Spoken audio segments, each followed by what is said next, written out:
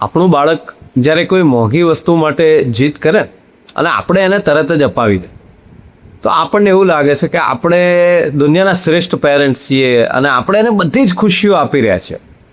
પણ ખરેખર તો આપણે એને ભવિષ્યના એક બહુ મોટા આઘાત તરફ ધકેલી રહ્યા છીએ. જો આપણે બાળપણમાં બાળકને કોઈ વસ્તુ માટે ના નહીં કહીએ ને તો એના મગજમાં એક ખોટો ભ્રમ પેદા થશે કે દુનિયામાં છે ને બધું જ એને ધાર્યા પ્રમાણે થાય છે. પણ તમે વિચાર કરો કે જ્યારે એ બાળક મોટું થશે અને બહારની વાસ્તવિક દુનિયામાં જશે ને ત્યારે જિંદગી તો એને દરેક વખતે હા પાડવાની નથી. ઘણીવાર નોકરીના ઇન્ટરવ્યૂમાં, ઘણીવાર સંબંધોમાં, તો પછી ઘણીવાર પોતાના સપનાઓમાં પણ એને રિજેક્શન ફેસ કરવું પડશે. અને જો એને નાનપણથી જ ના સાંભળવાની આદત નહીં હોય ને તો કદાચ એ બહારની દુનિયામાં જે મોટા આઘાતો છે એ સહન નહીં કરી શકે અને અંદરથી સાવ તૂટી જશે.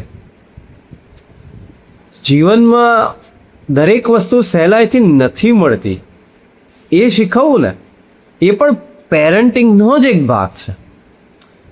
એટલે હવે જ્યારે તમારું બાળક કોઈ ખોટી જીદ કરે ને ત્યારે એના પર ગુસ્સે થવાને બદલે પ્રેમથી એની આંખોમાં આંખ પરોવીને કહો કે બેટા આ વસ્તુ તારા માટે યોગ્ય નથી ને, એટલે આ વખતે તને નહીં મળે.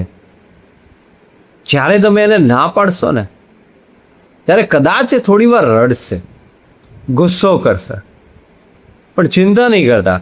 એ રડીને જ્યારે શાંત થશે ને ત્યારે ધીરે ધીરે એનામાં સેલ્ફ કંટ્રોલ આવશે અને પોતે પણ શીખશે કે પોતાની લાગણીઓ ઉપર કાબુ કેવી રીતે રાખવો.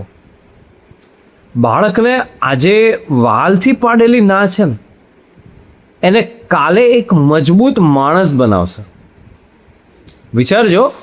ફરીથી મળીશું.